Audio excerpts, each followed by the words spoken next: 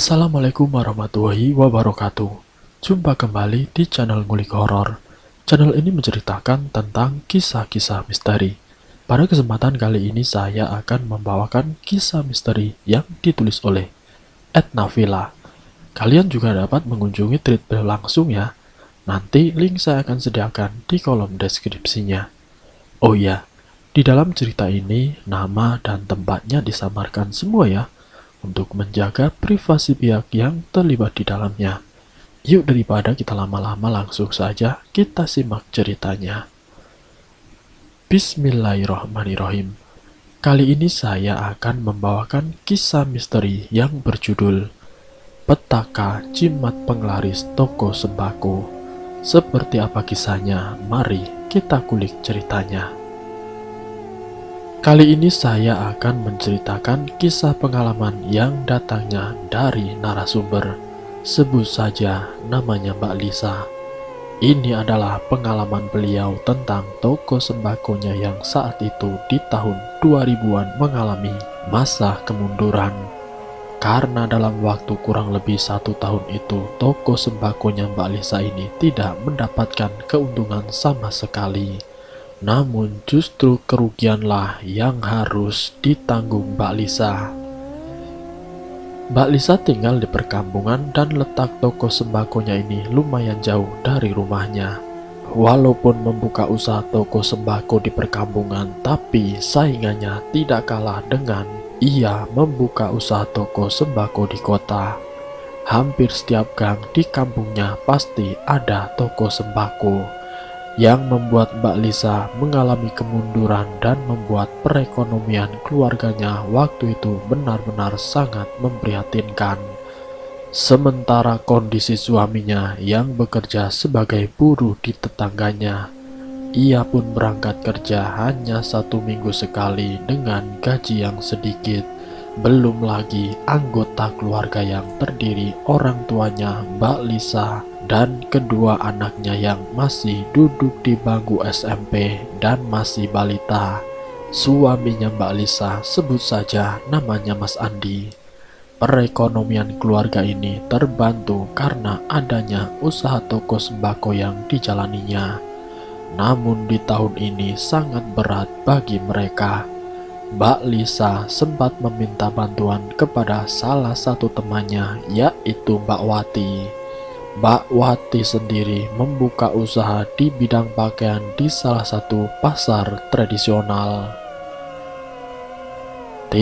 Bagaimana ya biar toko sembakoku ini banyak pembeli?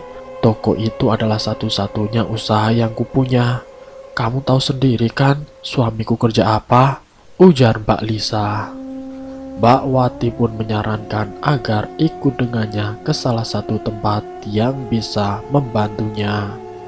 Ikut kemana, Ti? Tanya Mbak Lisa. Sudah, kamu ikut saja. Aku juga sering datang ke tempat itu. Kamu lihat aku sekarang sudah sukses kan? Ya, ini berkat aku ke tempat itu. Semua usahaku lancar tanpa adanya hambatan, jawab Mbak Wati. Dari saran Wati inilah Mbak Lisa tanpa pikir panjang mengikuti saran tersebut. Mbak Lisa tanpa pikir panjang mengikuti saran dari Mbak Wati. Singkat ceritanya mereka berdua sampailah di salah satu desa terpencil yang sekelilingnya hutan karet. Penduduk di desa itu pun hanya sedikit. Rumah yang terbuat dari papan kayu dengan halaman yang luas itulah tempat yang ditujunya. Assalamualaikum, Mbah, ujar Mbak Wati. Waalaikumsalam, silahkan masuk. Tumben kamu datang ke sini lebih awal. Ada perlu apa? Tanya orang tersebut. Ini Mbah, teman saya butuh bantuan, kata Mbak Wati. Mau minta bantuan apa? Tanya balik orang tersebut. Dari pertanyaan itu Mbak Lisa menceritakan segala keluh kesahnya. Mulai dari toko sembakonya yang hampir bangkrut, suaminya yang pekerjaannya tidak pasti. Mbak Lisa ingin usaha toko sembakonya ini ramai pembeli dan tidak lagi mengalami kemunduran, agar dirinya bisa sukses seperti Mbak Wati. Lewat dukun inilah Mbak Lisa merasa bakalan bisa sukses. Tenanglah, kamu akan bisa sukses. Asalkan kamu mau melakukan ritual-ritual yang Mbak sarankan, ujar orang tersebut yang ternyata adalah dukun. Ritual apa, Mbak? Tanya Mbak Lisa.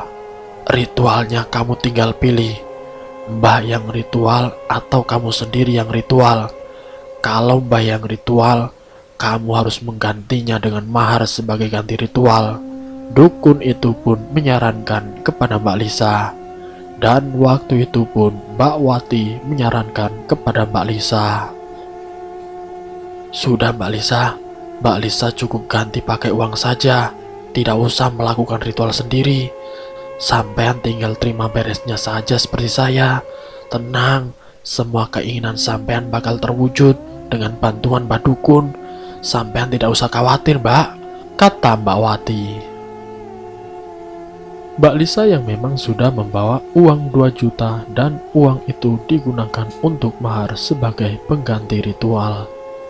Baiklah, saya akan segera meritualkan keinginanmu. Kamu tunggu saja di sini, ujar dukun tersebut. Mbak Lisa dan Mbak Wati pun kemudian menunggu di ruang tamu. Sementara Mbak Dukun berada di ruangan khusus untuk melakukan ritual. Bau kembang melati dan dupa menyerbak di indera penciuman mereka. Sampai hampir 1 jam menunggu, akhirnya Mbak Dukun itu keluar dari ruangan. Lalu kemudian memberikan Mbak Lisa sebuah jimat berupa 2 jenis kain yang berwarna putih dan juga kain berwarna hitam.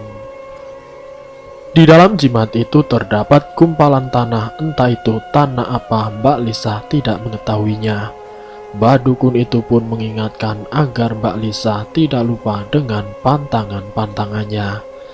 Pantangan itu antara lain agar Mbak Lisa setiap malam Jumat Kliwon harus menyajikan sesaji seperti yang sudah diritualkan.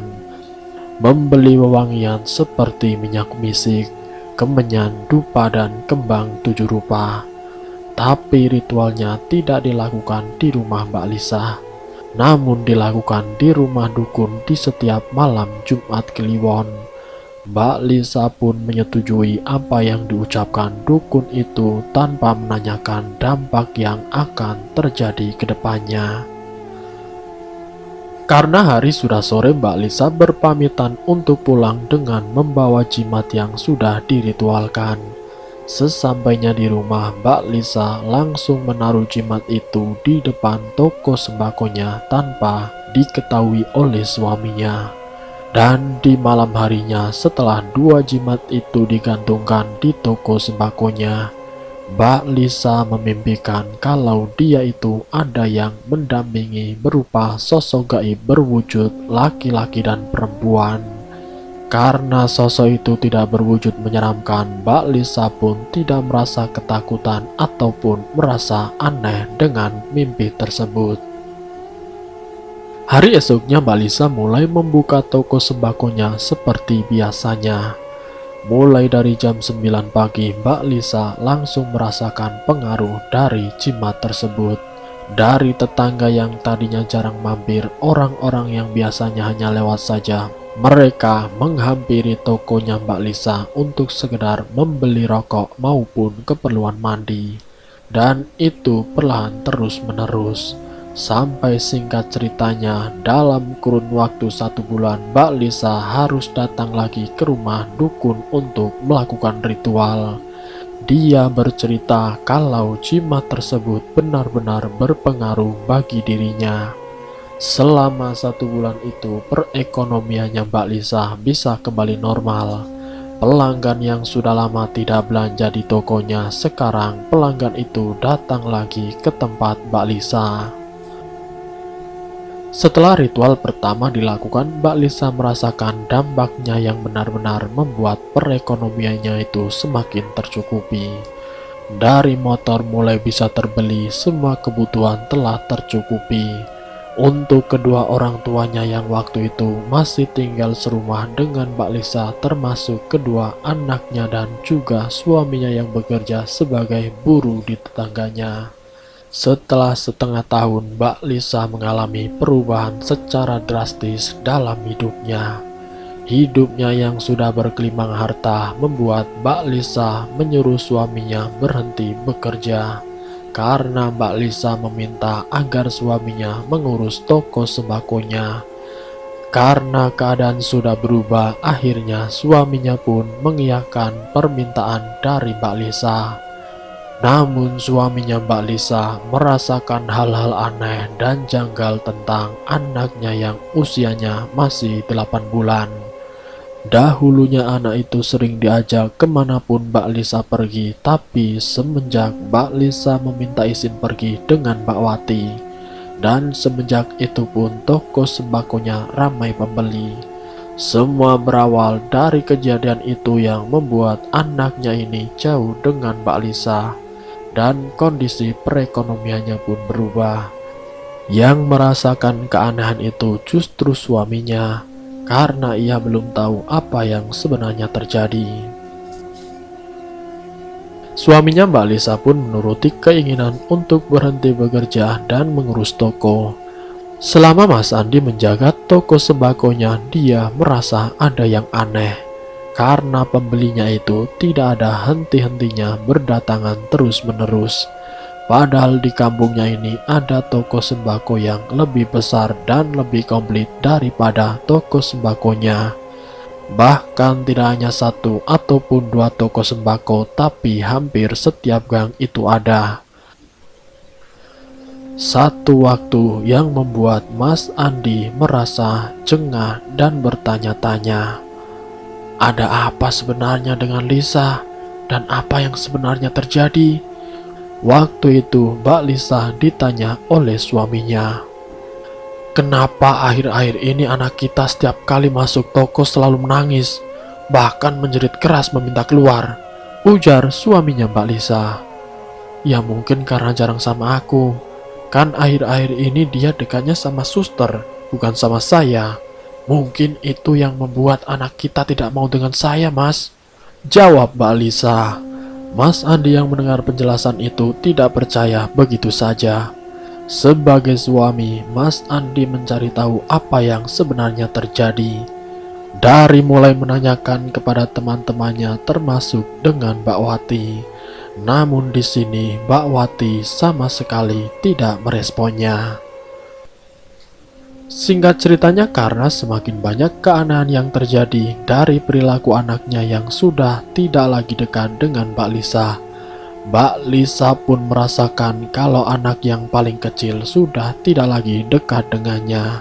Sampai 1 tahun lamanya Mbak Lisa menggunakan jimat dan tidak lupa melakukan ritual. Karena rasa penasarannya, ada satu waktu di mana Mas Andi mengikuti Mbak Lisa tanpa sepengetahuannya. Singkat ceritanya, karena sudah semakin banyak keanehan yang terjadi, Mas Andi yang penasaran dengan Mbak Lisa akhirnya mengikuti Mbak Lisa tanpa sepengetahuannya. Dan betapa terkejutnya saat melihat Mbak Lisa datang ke rumah dukun. Tanpa pikir panjang, Mas Andi langsung menemui istrinya dan menyeretnya untuk pulang. Mbak Lisa pun kemudian disarankan untuk membuang jimat tersebut, karena suaminya ini benar-benar tidak mau kalau istrinya itu sampai terjerumus ke lembah kesesatan. Buang saja jimat itu, sini aku buang jauh-jauh.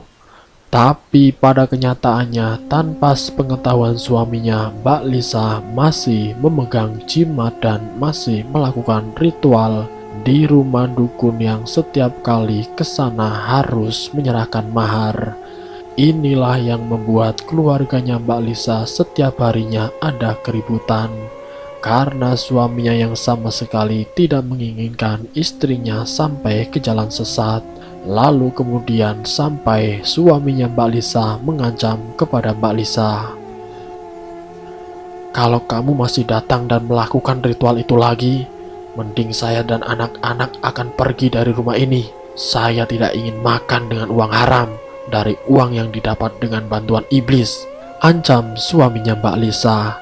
Saat itu juga Mbak Lisa yang kepergok suaminya sedang datang ke dukun. Mbak Lisa seketika itu juga tidak bisa berbuat apa-apa, tidak bisa berkata-kata lagi selain menerima emosi dan kemarahan dari suaminya.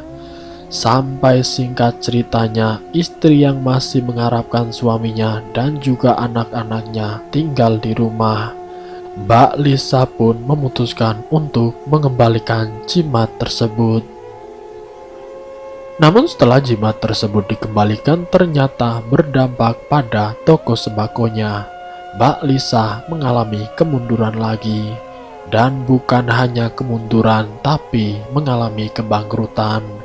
Bahkan bukan itu saja yang dialami oleh Mbak Lisa. Entah penyakit apa yang menyerang Mbak Lisa sampai Mbak Lisa bolak-balik berobat. Dari satu dokter ke dokter lain, dari satu rumah sakit ke rumah sakit yang lain. Namun kondisinya tidak kunjung membaik juga. Tubuh yang semakin hari semakin kurus, rasa sakit di tubuhnya membuat Mbak Lisa tidak bisa beraktivitas seperti biasa. Mbak Lisa yang merasakan sakit di sekujur tubuhnya, namun terkadang sumber sakit itu berpindah-pindah. Tidak hanya itu saja, Mbak Lisa pun sering muntah-muntah dan sering mendengar suara bisikan yang membuatnya takut di setiap malamnya. Pengobatan dari dokter tidak membuat hasil sama sekali. Waktu itu Mas Andi, suaminya Mbak Lisa, teringat akan sosok temannya yang seorang ustadz. Ia mencoba menghubungi dan meminta bantuan, barangkali beliau bisa membantunya. Setelah dihubungi dan akhirnya bertemu, Mas Andi menceritakan apa yang dialami dan dilakukan oleh istrinya. Untuk lebih jelasnya, ustadz itu melihat secara langsung kondisi Mbak Lisa yang terbaring di atas ranjang. Ustadz itu pun menjelaskan kalau yang dialami Mbak Lisa itu adalah karena jin dari jimat yang dimilikinya itu sudah masuk ke dalam tubuh Mbak Lisa dan tidak mau lepas begitu saja. Jadi selama hampir 1 tahun Mbak Lisa bersekutu dengan iblis lewat jimat penglaris. Iblis itu sudah bersarang di tubuhnya lewat mimpi yang pernah dialaminya. Bahkan di dalam jimat itu ada gumpalan tanah berupa tanah kuburan milik orang yang baru meninggal. Mbak Lisa harus mengalami beberapa hal yang benar-benar di luar dugaan suaminya. Tubuh yang sudah kurus harus kemasukan iblis yang ingin mengambil nyawanya sampai Mbak Lisa mengalami kesurupan hebat. Ustadz yang mendapati keadaan Mbak Lisa seperti itu langsung meruqyahnya. Dengan bacaan doa ruqyah dan lantunan ayat kursi Al-Quran, tubuh Mbak Lisa meronta-ronta dengan teriakan dan jeritan kesakitan. Sampai kemudian beberapa tetangganya ini berdatangan. Ustadz yang meminta bantuan agar semua yang ada di situ membacakan sholawat Nabi terus-menerus, sampai kondisi Mbak Lisa benar-benar bisa membaik. Hampir setengah jam lamanya tubuhnya Mbak Lisa dikuasai oleh jin yang membuat Mbak Lisa akhirnya tumbang. Singkat ceritanya, lewat ustadz tadi Mbak Lisa diterapi sampai kurang lebihnya 3 bulan lamanya. Tubuh yang tadinya kurus, wajahnya kelihatan tirus dan matanya yang sudah nampak cekung. Itulah dampak dari Mbak Lisa yang menggunakan jimat penglaris. Alhamdulillah, lewat terapi tadi keadaan Mbak Lisa semakin hari semakin membaik. Pengaruh dari jimat itu pun sudah menghilang. Sekarang keluarganya Mbak Lisa hidup dengan apa adanya. Kini keluarganya Mbak Lisa hidup dengan apa adanya tanpa ada campur tangan perewangan. Mereka pun mulai merintis usaha lagi dengan doa serta keyakinan kepada Sang Pencipta bahwa rezeki sudah ada yang mengaturnya. Semestinya kita sebagai manusia harus berikhtiar dan taat kepadanya. dan selesai. Semoga cerita ini menjadi wawasan, menjadi pengetahuan untuk kita semua. Jangan pernah sesekali kita terjerumus ke jalan sesat, apalagi meminta bantuan kepada jin ataupun lewat pesugihan. Kita harus lebih yakin bahwa segala sesuatu itu hanya bisa bersandar dan mengharap kepada Allah SWT. Semoga kita semua dijauhkan dari sifat-sifat yang seperti itu. Dan semoga kita selalu dalam di jalan yang benar. Ambil sisi baiknya dan buang jauh-jauh sisi buruknya. Terima kasih untuk kalian yang sudah mampir di channel kami. Jika kalian tertarik dengan video kami, silakan tekan tombol like, share, dan komen. Tekan subscribe untuk mengikuti video-video kami yang selanjutnya. Wassalamualaikum warahmatullahi wabarakatuh.